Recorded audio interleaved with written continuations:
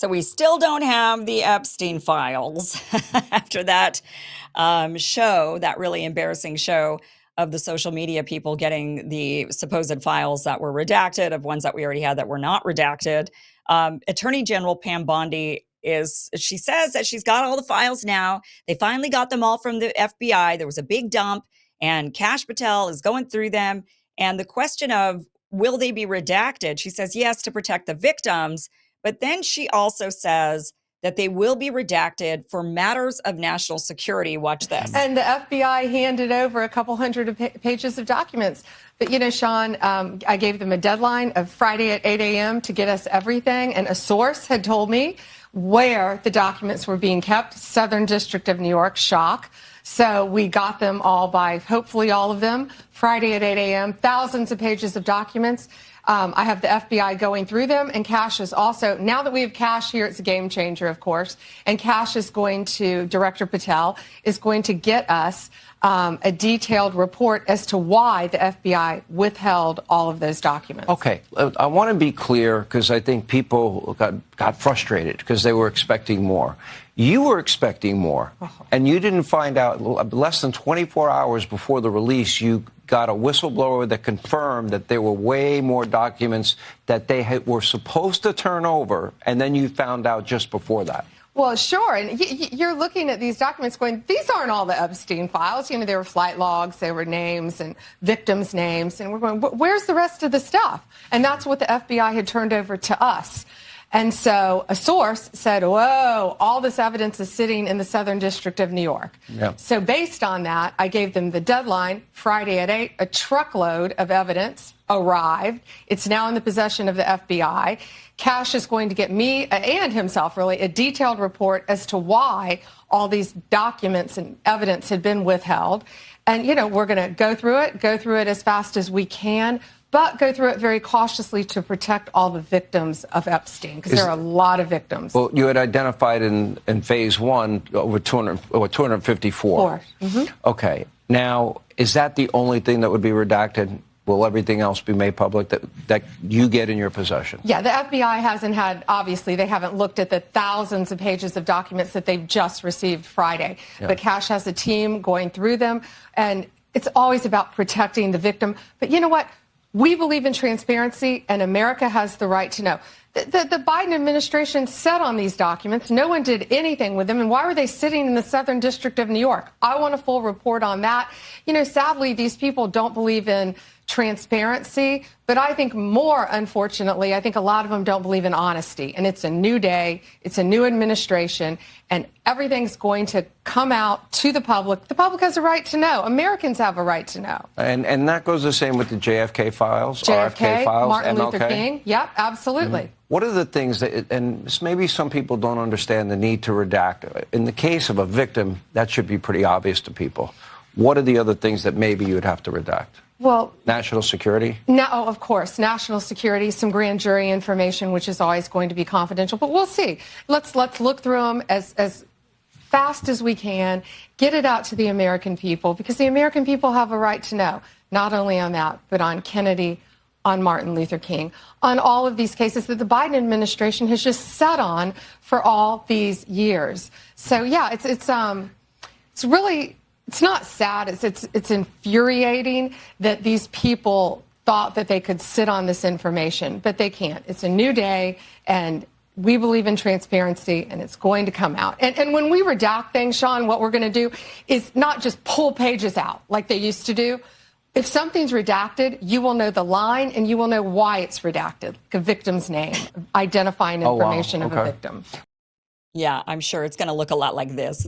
So we're not going to tear out any pages. We're just going to completely black them out. That's what it's going to look like when you get them, for matters of national security, of course. I mean, look, we're not going to get a couple of things to break down here. First of all, Pam Bondi is saying, oh, you know, we didn't know that there were more files. We thought we had all the files, and we didn't know we didn't have all the files. And then we found out from a whistleblower that the FBI was withholding files, but not Kash Patel, because he's the good guy, right? It was some like rogue person in the FBI that was doing this to you. Pam Bondi, is implicated in all of this. I mean, there's a reason why she's the attorney general, in my opinion, and this is one of those reasons. Back in 2016, Pam Bondi was the attorney general of Florida. She took office as the attorney general in 2011. Now, she was not the attorney general when Epstein got his sweetheart deal, but she was the attorney general later when a lot of the victims started coming forward and attorneys were saying, Pam, reopen the investigation into Epstein. You got all these victims. This is bad. He got a sweetheart deal. It wasn't good. Reopen the investigation. In 2016, Pam Bondi declined to reopen the investigation for all of these victims, many of them underage. This is the Attorney General of the United States right now. Somebody who says she's a fighter for victims. Somebody says that she's transparent and wants things out there. No, she declined to actually investigate Epstein. And now she's got public pressure, and she's got the Trump himself and promises to the people that we're going to be releasing the Epstein files. But she was part of this. And this was during the time that Epstein was donating a lot of money to a lot of Florida politicians. And there's no link to her and Epstein and money to her or whatever. But certainly her refusing to open up an investigation to an obvious pedo ring, her refusing to do that says a lot about who we're dealing with here. So we're dealing with somebody that is this is not somebody who's been fighting from day one against Epstein. This is somebody who was part of the cover-up, quite frankly, and continues to be part of the cover-up because not only are they, I think, lying about, oh, we didn't have all of the documents. For one, there's no documents to be had. I just don't believe that there's going to be a single document that's going to implicate Israel or Mossad. Those have been wiped away. I guarantee Mossad already made sure of that. They're not going to be implicated in any of these. So not going to be a real thing. So there's that. So we're all kind of waiting for, I think, a giant nothing burger, really. But the fact that she also said that even if there was something in it that would implicate national security, it would be deleted. It would be redacted from the Epstein documents, matters of national security. Well, that's what we want to know about. This isn't just some pedo ring and we want to just catch the pedos. Like, that's not what the Epstein docs are. All of America is a victim in the Epstein scandal because many of us believe, with a lot of good reasons to believe. And in fact, even the words of the U.S. Attorney for Southern District of Florida at the time, Alexander Acosta, who said he was told to back off because Epstein was intelligence, that he was some sort of an intel asset. Well, for which country? Probably for Israel. I think it's pretty clear. Or maybe, I mean, who knows? Or maybe for the U.S. as well. But all of that would be redacted. All of that's going to be redacted. So we're not going to get anything out of this. And the American people have been victimized by the fact that an intel op was run against all of us, blackmailing our politicians and getting them to do the bidding of some other entity other than the American people. That is a crime against all of us. It goes beyond just the 200 and some odd victims of Epstein's circle. It goes beyond that. It's all of us who've been affected by this. And Pam Bondi, she's under a lot of fire, a lot of stress because everybody's pointing the finger at her saying, you lied to us. You said you were going to release these Epstein documents and you didn't. I don't know why honestly, I just don't even know why people wasted their time with this, because there was no way you were going to get anything that was going to implicate Mossad.